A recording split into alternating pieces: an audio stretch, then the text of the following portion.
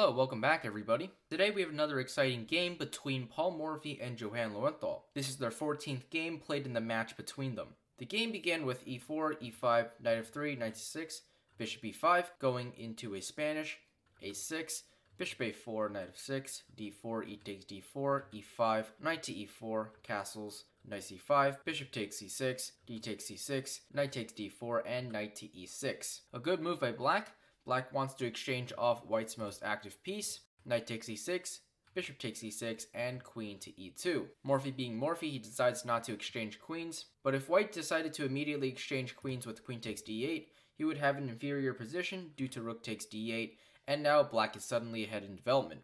So queen e2, bishop c5, knight c3, and queen to e7. Instead, the move queen d4 with the idea of castling queenside is a little more accurate because it prevents White's idea of knight to e4, because now knight e4 fails due to queen takes e5.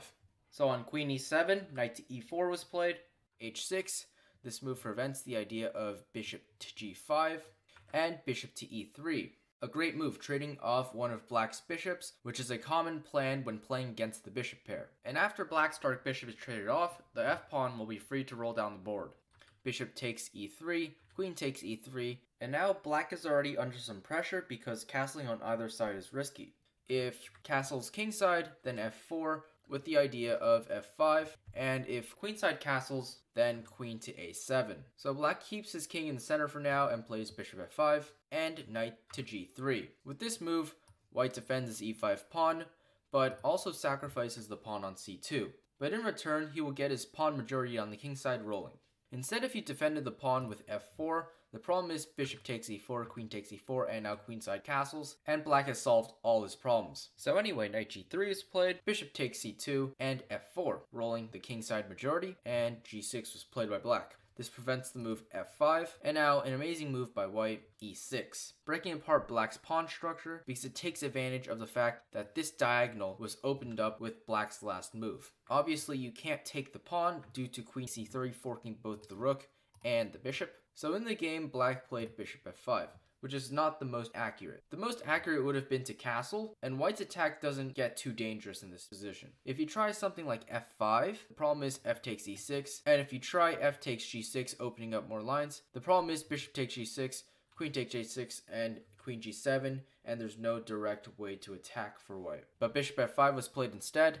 Knight takes f5, g takes f5, e takes f7, king takes f7, and queen h3. Another great move, retaining queens on and applying pressure onto the f5 pawn, which makes White's queen an attacker and Black's queen a defender. Queen f6 and rook a e1. Getting another piece into the game, rook h e8 and rook to e5. Once again, putting more pressure onto the f5 pawn. King g6 was played to defend the pawn, and rook fe1, doubling the rooks on the e-file, rook takes e5, rook takes e5, and rook to d8. So now queen g3, king h7, and h3. White plays this a little safely and creates a luft for his king, rook to d7, and this move is losing for Black. Instead, rook to d5 is a much better move, attempting to exchange off White's active rook, because if White tries to play something like rook e8, which threatens queen g8 checkmate, the problem is queen g7. And if White preserves queens with queen h4, threatening rook to e7, the problem is rook d1, king h2, rook d2, which threatens checkmate on g2.